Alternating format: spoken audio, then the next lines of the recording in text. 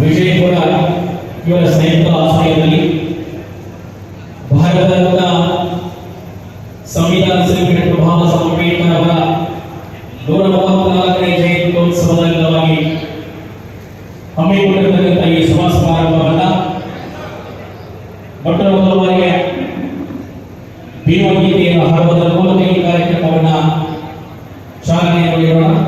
ಈ ಕಾರ್ಯಕ್ರಮವನ್ನು ಕತ್ತಲೆ ಜಗತ್ತಿಗೆ ಬೆಳಕನ್ನು ತೋರಿದ ಅರಿವೆ ಅಂಬೇಡ್ಕರ್, ದಿಕ್ಕು ದಿಕ್ಕಿಗೂ ಹೊಂಗಿರಣ ಬೀರಿದ ಗುರುವೆ ಅಂಬೇಡ್ಕರ್, ಹೆಜ್ಜೆ ಹೆಜ್ಜೆಗೂ ಚುಚ್ಚುವ ಮುಳ್ಳು ದಲಿತರ ಹಾದಿಗೆ ಬರಿಕಲ್ಲು, ನೀ ಹಾಕಿದೆಯ ಹಕ್ಕು ಸ್ವಾತಂತ್ರ್ಯ ಮೈಲುಗಲ್ಲು. ವಿವೇಕದ ಕಣ್ಣು ತರಿಸಿದೆ ಸ್ವಾತಂತ್ರ್ಯ ಸಮಾನತೆಯ ಬೀಜವನ್ನು ಬಿತ್ತಿದೆ.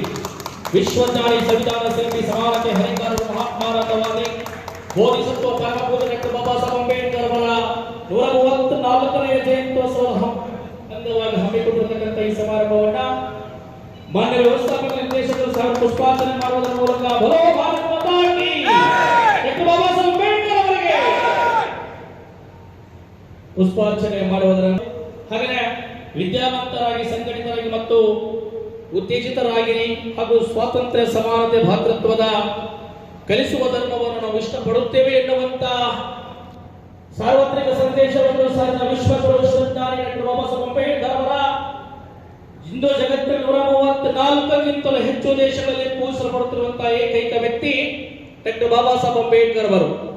ಇಡೀ ದೇಶದಲ್ಲಿ ಅತ್ಯಂತ ಉನ್ನತವಾಗಿರುವಂತಹ ಶಿಕ್ಷಣವನ್ನು ಪಡೆದು ರಾಷ್ಟ್ರಕ್ಕೆ ಇಡೀ ಜಗತ್ತಿನ ಮೆಚ್ಚಿ ಬೆರಗಾಗುವಂತ ವಿಶ್ವಕ್ಕೆ ಮಾದರಿಯಾಗಿರುವ ಸಂವಿಧಾನದಲ್ಲಿ ದಾಖಲೆಯನ್ನು ಮಾಡಿ ಶತಶತಮಾನಗಳಿಂದ ಶೋಷಣೆಗಳು ಒಳಗಾಗಿದ್ದ ದೀನ ದಲಿತರ ಹಾಗೂ ಹಿಂದುಳಿದ ವರ್ಗಗಳ ಈ ಜನಾಂಗವನ್ನು ದೇಶವನ್ನು ಆಳುವುದನ್ನು ಕಣ್ಣಾರೆ ಕಾಣಬೇಕೆಂದು ಮಹದಾಶವನ್ನು ಹೊಂದಿರತಕ್ಕಂಥ ಡಾಕ್ಟರ್ ಬಾಬಾ ಸಾಹೇಬ್ ಅಂಬೇಡ್ಕರ್ ಅವರ ಅಚ್ಚುಮೆಚ್ಚಿನ ಜನಪ್ರಿಯ ಗೌರವಾನ್ವಿತ ಮಾನ್ಯ ವ್ಯವಸ್ಥಾಪಕ ನಿರ್ದೇಶಕರು ಕಲ್ಯಾಣ ಕರ್ನಾಟಕ ರಸ್ತೆ ಸಾರಿಗೆ ಸಂಸ್ಥೆ ಕಲಬುರಗಿ ತಮ್ಮ ಅಮೃತ ಹಸ್ತ ನೆರವೇರಿಸಿಕೊಂಡಿದ್ದು, ಈ ಮೂಲಕ ತಾವೆಲ್ಲ ಸಂಘಟಿತ ಕಾರ್ಮಿಕ ಬಂಧುಗಳ ಪರವಾಗಿ ಅನಂತ ಕೋಟಿ ವಂದನೆಗಳನ್ನು ಸಲ್ಲಿಸುತ್ತೇನೆ. ಇದು ಡಾಕ್ಟರ್ ಬಾಬಾ ಸಾಹೇಬ್ ಅಂಬೇಡ್ಕರ್ ಅವರ 134ನೇ ಭೀಮೋತ್ಸವದ ಕಾರ್ಯಕ್ರಮ ಬಹು ವಿಜೃಂಭಣೆಯಿಂದ ಚಾಲನೆ. ಸಂಬುದ್ಧೋ ಭಗವತಂ ಭಗವಂತಂ ಅಭಿವಾದಯಾಮಿ ಸುಪಟಿಪನ್ನೋ ಭಗವತೋ ಸಾವಕ ಸಂಘೋ ಸಂಗಂ ನಮಸ್ಸಾಮಿ. ನಮೋ ತಸ್ಸ ಭಗವತೋ ಅರಹತೋ ಸಮ್ಮಾ ಸಂಬುದ್ದಸ್ಸ. ನಮೋ ತಸ್ಸ ಭಗವತೋ ಅರಹತೋ ಸಮ್ಮಾ ಸಂಬುದ್ದಸ್ಸ. ನಮೋ ತಸ್ಸ ಭಗವತೋ ಅರಹತೋ ಸಮ್ಮಾ ಸಂಬುದ್ದಸ್ಸ. ಬುದ್ಧಂ ಶರಣಂ ಗಚ್ಛಾಮಿ ಧಮ್ಮಂ ಶರಣಂ ಗಚ್ಛಾಮಿ ಸಂಘಂ ಶರಣಂ ಗಚ್ಛಾಮಿ ಗಚ್ಛಾಮಿ. ದ್ವಿತೀಯಂಪಿ ಧಮ್ಮಂ ಶರಣಂ ಗಚ್ಛಾಮಿ ದ್ವಿತೀಯಂಪಿ ಸಂಘಂ ಶರಣಂ ಗಚ್ಛಾಮಿ ತೃತೀಯಂಪಿ ಬುದ್ಧಂ ಶರಣಂ ಗಚ್ಛಾಮಿ ತೃತೀಯಂಪಿ ಧಮ್ಮಂ ತೃತೀಯಂಪಿ ಸಂಘಂ ಶರಣಂ ಗಚ್ಛಾಮಿ. ಪಾಣಾತಿಪಾಪದಂ ಸಮಾಧಿಯಾಮಿ ಅಭಿನ್ನದಾನ ವೇರಮಣಿ ಸಿಕ್ಖಾಪದಂ ಸಮಾಧಿಯಾಮಿ. ಕಾಮೇಷು ಮಿಚ್ಛಾಚಾರ ವೇರಮಣಿ ಸಿಕ್ಖಾಪದಂ ಸಮಾಧಿಯಾಮಿ. ಮೋಸವಾದ ವೇರಮಣಿ ಸಿಕ್ಖಾಪದಂ ಸಮಾಧಿಯಾಮಿ.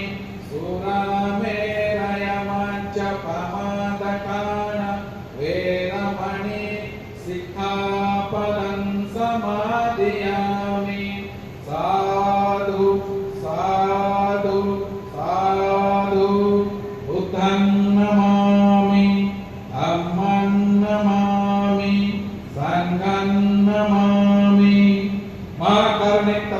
भगवान गौतम बुद्ध की, बोधिसत्व डॉक्टर बाबा साहब अम्बेडकर की।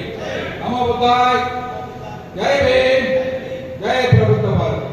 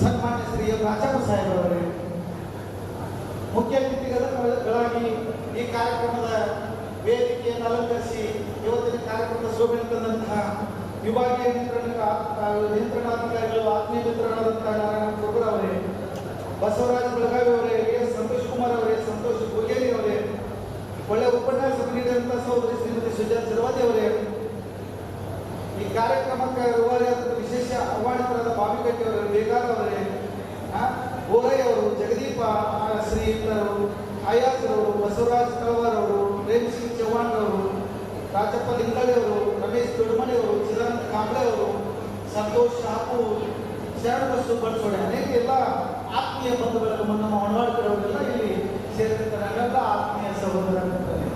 ಬಹಳ ಸಂತೋಷ ಅನಿಸ್ತದೆ ಬಾಬಾ ಸಾಹೇಬ್ ಅಂಬೇಡ್ಕರ್ ಅವರ ಜಯಂತ್ಯೋತ್ಸವ ಕಾರ್ಯಕ್ರಮ ಮಾಡೋದು ಅಂತಂದ್ರೆ ಬಹಳ ಸಂಭ್ರಮ. ಇವತ್ತು ಎಷ್ಟು ಕಾರ್ಯಕ್ರಮ ನನಗೆ ತಳವಾರವರು ಮತ್ತು ರಾಜವರು ಬಂದ ಅಲ್ಲಿ ಗುಲ್ಬರ್ಗಾಕ್ಕೆ ಹೋಗ್ತಾರೆ.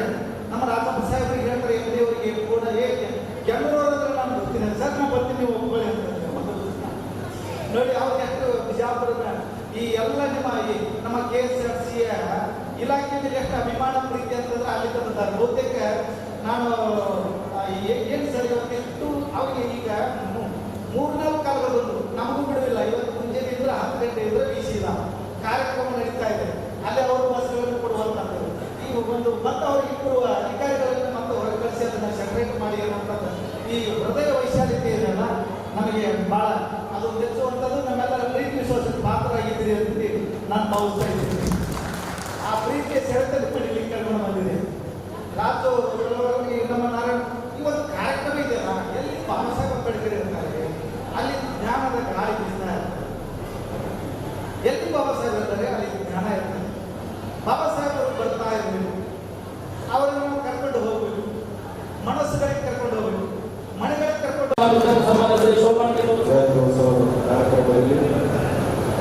ನನ್ನ ಮೊದಲು ನಮ್ಮ ಫ್ರೆಂಡ್ ಕೆಣ್ಣೂರವರೇ ಮಾತನಾಡಲಿಕ್ಕಾಗಲ್ಲ. ಆದರೂ ನಮ್ಮ ಕಾರ್ಯಕ್ರಮ ಆಗಿರೋದ್ರಿಂದ ನಮಗಿಂತ ನಮ್ಮ ಕೆಣ್ಣೂರವರು ಸೋಮಲಿ ಕೆಣ್ಣೂರವರು ಬಹಳ ಅಂಬೇಡ್ಕರ್ ಅವರು ಬಂದಿರುವುದರಿಂದಲೇ ಸಂವಿಧಾನ ಬಂದಿರುವುದರಿಂದ ಇಂತಹ ಮಿನಿ ಅಂಬೇಡ್ಕರ್ ಅವರು ಹುಟ್ಟಿದ್ದಾರೆ.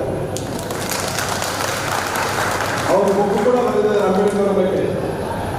ಬಹಳ ಅದ್ಭುತವಾದ ಒಂದು ಬುಕ್ ಚೆನ್ನಾಗಿ ಬರೆದಿದ್ದಾರೆ. ಮುಂದೆ ಆ ಬುಕ್ಕಿಗೆ ಒಳ್ಳೆಯ ಪ್ರಶಸ್ತಿಗಳು ಬರಲಿದೆ ಅಂತ ನಾನು ಕೇಳ್ಕೊಳ್ತೇನೆ. ಅನುಭವ ಬಹಳ ಆಗಿದೆ. ಮತ್ತು ಸ್ವಾತಂತ್ರ್ಯ ಸಿಗೋದಕ್ಕಿಂತ ಮುಂಚೆಲ್ಲ ಯೋಚನೆ ಮಾಡಿದ್ರೆ ಅವರು ಇದು ಸ್ವಾತಂತ್ರ್ಯ ಸಿಕ್ಕಾದ ನಮ್ಗೆ ಏನು ಸಿಗುವುದಿಲ್ಲ ಅಂತ ಹೇಳಿ ಪೂನಾ ಒಪ್ಪಂದ ತಂದರು. ಪೂನಾ ಒಪ್ಪಂದ ಮಹಾತ್ಮ ಗಾಂಧಿ ಮತ್ತು ಅಂಬೇಡ್ಕರ್ ಕಾಲದಲ್ಲಿ ಪೂನಾ ಒಪ್ಪಂದ ತಂದರು. ಅವಾಗ ರಿಸರ್ವೇಶನ್ ಒಂದು ತರಬೇಕಂತಂದು ದೇಶದಲ್ಲಿ ಬಂತು. ಅವರಿಂದಲೇ ಬಂದು ಏನು ನಮ್ಮ ಸೋಮಣ್ಣ ಅವರು ಹೇಳಿದಾರಲ್ಲ, ದುಡ್ಡು ಬೇಸಿದ ಪರಿಷತ್ತಿನಲ್ಲಿ ಭಾಗವಹಿಸುವುದಕ್ಕೂ ಕೂಡ ಅನುಕೂಲ ಮಾಡಿಕೊಂಡ್ರು ಬ್ರಿಟಿಷರು. ಯಾರಿಗೆ? ಡಾಕ್ಟರ್ ಬಿ ಆರ್ ಅಂಬೇಡ್ಕರ್ ಅವರು. ಆ ವಿಚಾರಗಳಿಂದಲೇ ಈ ಒಂದು ಹಂತದಲ್ಲಿ ನಾವು ಬಂದಿವಿ. ಅವ್ರು ಇರಲಿಲ್ಲ ಅಂದ್ರೆ ಬಹುಶಃ ಸೋಮ್ಲಿಕ್ಕಾಗಲಿ ನಾನಾಗಲಿ ಇಲ್ಲಿ ನಿಂತು ಭಾಷಣ ಮಾಡೋದಕ್ಕೆ ಆಗುತ್ತಿರಲಿಲ್ಲ. ರಿಸರ್ವೇಶನ್ ಬರಲಿಲ್ಲ ಅಂದ್ರೆ ಸಾಧ್ಯನೇ ಇರಲಿಲ್ಲ. ಅವರು ಬಹಳ ಎಲ್ಲವೂ ಸರ್ಕಾರ ಇಡೀ ವಿಚಾರಗಳಲ್ಲಿ ಎಲ್ಲವೂ ಕೃಷಿ ಕೂಡ ಸರ್ಕಾರ ಒಂದು ನಿಯಂತ್ರಣದಲ್ಲೇ ಮಾಡಬೇಕು. ಚಟುವಟಿಕೆಗಳು ಕೃಷಿ ಭೂಮಿ ಕೂಡ ಎಲ್ಲರಿಗೂ ಸಮವಾಗಿ ಹಂಚಬೇಕು. ಸಮಾಜವಾದಿಗಳು ಅವೆಲ್ಲ ಎಲ್ಲ ಬ್ಯಾಂಕ್ಗಳು ಸರ್ಕಾರವಾಗಿರಬೇಕು. ಈ ರೀತಿಯಲ್ಲಿ ಅವರ ವಿಚಾರಗಳು ಇದ್ದು ಹಾಗಾಗಿ ನಾವೆಲ್ಲವೂ 5,000 ವರ್ಷಗಳಲ್ಲೂ ಶೋಷಿತರಾಗಿದ್ದೀವಿ. ಈಗ 170 ವರ್ಷಗಳ ನಂತರ ಈಗ ಸ್ವತಂತ್ರ ಸಿಕ್ಕಿದೆ ನಾವು. ಅವಾಗಲಿಂದಲೂ ಇದರಲ್ಲೂ 100 ವರ್ಷಗಳ ನಂತರ ಸ್ವತಂತ್ರ ಸಿಕ್ಕಿದ್ದೀವಿ. ಎಲ್ಲರಿಂದಲೂ ವಂಚಿತರಾಗಿದ್ದೀವಿ ನಾವು. ಬಸವಣ್ಣನವರ 10ನೇ ಶತಮಾನದಲ್ಲಿ ಶೂದ್ರರನ್ನು ಲಿಂಗಾಯತರನ್ನಾಗಿ ಮಾಡಿಸಿ ನಾವೆಲ್ಲರೂ ಶೋಷಣೆ ಒಂದು ಡಬ್ಬಿಯಿಂದ ಹೊರಗೆ ತಂದು ಅವರಿಗೆ ಒಂದು ಸ್ವತಂತ್ರವನ್ನು ಸಿಕ್ಕುವುದು ತೋರಿಸ್ಕೊಟ್ರು. ಅವಾಗ ಮಹಿಳೆಯರು ಕೂಡ ಹೊರಗೆ ಬಂದರು. ಅನುಕೂಲವಾಯಿತು 12ನೇ ಶತಮಾನದಲ್ಲಿ. ಆದರೂ ಈಗಿನ ಇತ್ತೀಚಿನ ಒಂದು ದಿನಗಳಲ್ಲಿ ಬೆಂಗಳೂರು ಬೇರೆ ಕಡೆ ಎಲ್ಲ ಹೋದರೂ ಕೂಡ ಯಾರ್ಯಾರು ಇಂಟೆಲಿಜೆಂಟ್ ಇದ್ದಾರಲ್ಲ ಅವರೆಲ್ಲರೂ ಈಗೆಲ್ಲ ಉನ್ನತದವ್ರೆ ಈಗೆಲ್ಲ ಹೋಯ್ತೀಗೆಲ್ಲ ಯಾವುದೋ ಒಂದು ಮಗುವನ್ನ ತಗೊಂಡು ಬಂದು ನಾನು ಸಾಕ್ತೀನಿ ಅನ್ನುವಂಥದ್ದು ತಪ್ಪಿರ್ಲಿಲ್ಲ. ಬಾಬಾ ಸಾಹೇಬ್ ಹೇಳ್ತಾರೆ, ಯಾವ ಹೆಣ್ಣು ಮಗಳು ನಿನಗೆ ಗಂಡು ಬೇಕು ಅಥವಾ ಹೆಣ್ಣು ಬೇಕು ಅದನ್ನ ತಗೊಂಡು ನೀನು ದತ್ತುವನ್ನ ಪಡೆದುಕೊಳ್ಳಬಹುದು ಅಂತ ಹೇಳಿ ಹಿಂದೂ ಕೋಡ್ ಆಕ್ಟ್ ಒಳಗೆ ಮಾಡ್ತಾರ. ಅಥವಾ ಗಂಡ ವಿಚ್ಛೇದನಕ್ಕೆ ಏನಾದ್ರೂ ಒಳಗಾಗಿದ್ದು ಅಂದ್ರೆ ಜೀವನಾಂಶದ ಹಕ್ಕನ್ನ ಬರೆದಿರ್ತಾರ. ನೀವೆಲ್ಲ ಜಾಬ್ ಮಾಡೋರು, ನೀವು ಗರ್ಭಾವಸ್ಥೆಯೊಳಗೆ ಮನೆಯೊಳಗೆ ಆರಾಮ ಕೊಡೋ ಹಾಗೆ ಮಾಡಿದ್ ಯಾರು ಅಂದ್ರೆ ಅದು ಬಾಬಾ ಸಾಹೇಬ್ ಅಂಬೇಡ್ಕರ್ ಅವರು. ಅವರು ಹೇಳ್ತಾರ, ವೇತನ ಸಹಿತ ರಜೆಯನ್ನ ಘೋಷಣೆ ಮಾಡ್ತಾರ. ಇವೆಲ್ಲವೂ ಕೂಡ ಬಾಬಾ ಸಾಹೇಬ್ ಯಾರಿಗಾಗಿ ಮಾಡಿದ್ರು ಅಂದ್ರೆ ನಮ್ಗೋಸ್ಕರ ಮಾಡಿದ್ರು. ಇದನ್ನ ಆಕ್ಟ್ ಅನ್ನ ರೆಡಿ ಮಾಡಿ ಆಮೇಲೆ ಜವಾಹರ್ಲಾಲ್ ನೆಹರು ಅವರಿಗೆ ಕೇಳ್ತಾರೆ. ಕೇಳಿದ ತಕ್ಷಣ ಜವಾಹರ್ಲಾಲ್ ನೆಹರು ಅವರು ಅದನ್ನ ಒಪ್ಕೊಳ್ಳೋದಿಲ್ಲ. ಒಪ್ಕೊಳ್ಳದೆ ಇದ್ದಾಗ ಮತ್ತೆ ಏನ್ ಮಾಡ್ತಾರ, ಅನೇಕ ಬ್ರಾಹ್ಮಣ ಹೆಣ್ಣು ಮಕ್ಕಳು ಬರ್ತಾರೆ ಬಾಬಾ ಸಾಹೇಬ್ ಹತ್ರ. ಬೆಳಗಿನ ಜಾವ ಬಂದ್ಬಿಟ್ಟು ಕೇಳ್ತಾರ ಅವರು, ನಮ್ಗೆ ಈ ಆಕ್ಟ್ ಬೇಡ, ಇದರಿಂದ ನಮ್ಗೆ ಏನೂ ಆಗೋದಿಲ್ಲ, ಈ ಆಕ್ಟ್ ಬೇಡ, ರದ್ದು ಮಾಡೋದು ನೀವು ಅಂತ ಹೇಳಿ. ರದ್ದು ಮಾಡೋದ್ರಿಂದ ಬಾಬಾ ಸಾಹೇಬ್ ಅಂಬೇಡ್ಕರ್ ಅವರು ಕೇಳಂಗಿಲ್ಲ. ಎಲ್ಲಿ ಭಾರತ ದೇಶದೊಳಗೆ ಅವ್ರು ಕೂಡಿಸ್ಕೊಂಡು ಹೇಳ್ತಾರೆ, ಭಾರತ ದೇಶದೊಳಗೆ ನಿಮ್ಗೆ ಏನದ ಅಂತಂದಾಗ ನಾವೆಲ್ಲ ಮಹಿಳೆಯರು ಎಲ್ಲ ಹಿಂದೆ ಓಡ್ತಾ ಇದ್ದೀವಿ ಅಂದ್ರೆ ಮನುಸ್ಮೃತಿ ಹಿಂದುಗಡೆ ಓಡ್ತಾ ಇದ್ದೀವಿ. ಮನುಸ್ಮೃತಿ ಒಂದು